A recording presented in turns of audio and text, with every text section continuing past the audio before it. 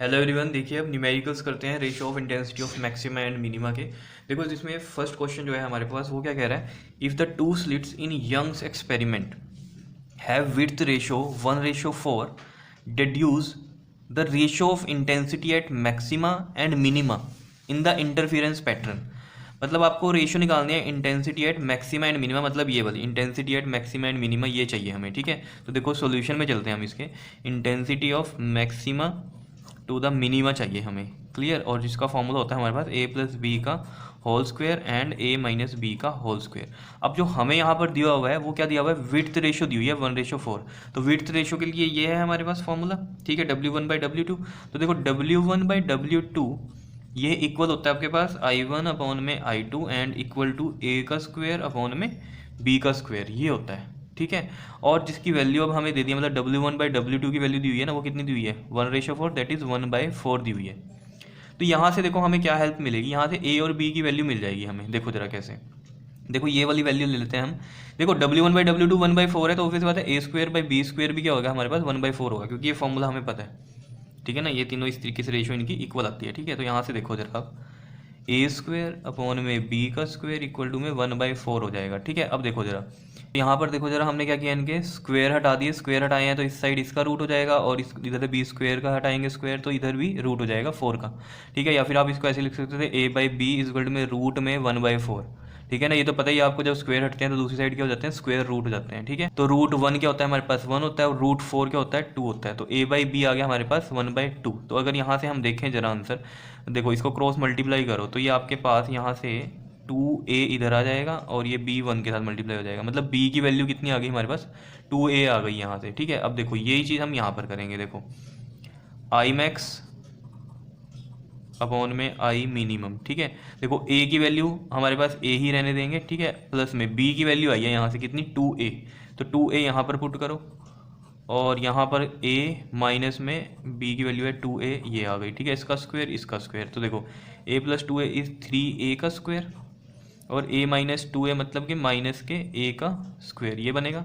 और ये हमें पता है, देखो यहाँ से 3 का स्क्वायर क्या होता है हमारे पास 9, और ये साथ में A² आ जाएगा, और नीचे -1 है, -1 का स्क्वायर +1 ही होता है, तो 1 आ जाएगा, और A² आ जाएगा। ठीक है, 1 और ये साथ में A² आ गया, क्लियर। देखो A² से A² कैंसिल, तो आई मैक्स और आई मिनिमम मतलब कितना आ गया ये आपके पास ratio, I max to the minimum 9/1, यानी कि 9:1 आ गया आंसर। क्या इतनी बात क्लियर है या नहीं है बताओ। I max bye I minimum कितना आ गया ये हमारे पास 9/1, दैट इज़ 9:1 इसका आंसर आया। क्या समझ में आया क्वेश्चन। इस तरीके से आपके पास ये वाले फॉर्मूलाज का यूज़ होगा न्यूमेरिकल्स में। ठीक है, इसलिए ये इंपॉर्टेंट था टॉपिक जो पीछे मैंने वीडियो में करवाया था। ठीक है, क्योंकि न्यूमेरिकली आएगा पेपर में इस टॉपिक से रिलेटेड, तो वो इस तरीके से करना है, क्लियर। अब देखो जैसे इसका नेक्स्ट क्वेश्चन देखते हैं, क्वेश्चन नंबर सेकंड।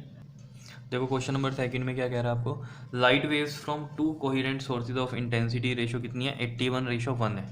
ठीक है, तो 2 कोहेरेंट सोर्स हैं जिनसे इंटेंसिटीज़ की रेशो दी है। जैसे ऊपर वाले क्वेश्चन में किसकी रेशो थी, विड्थ की रेशो थी, यहाँ इंटेंसिटीज़ की रेशो है।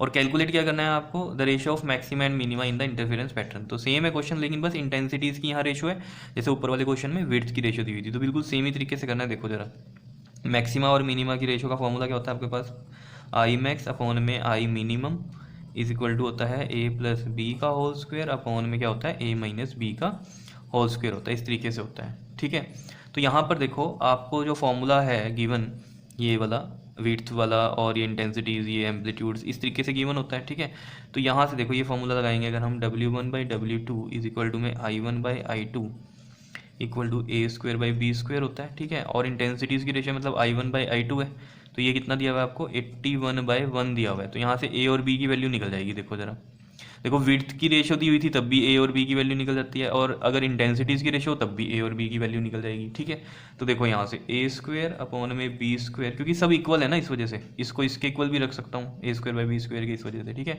तो A²/B² इज इक्वल टू आ गया 81/1।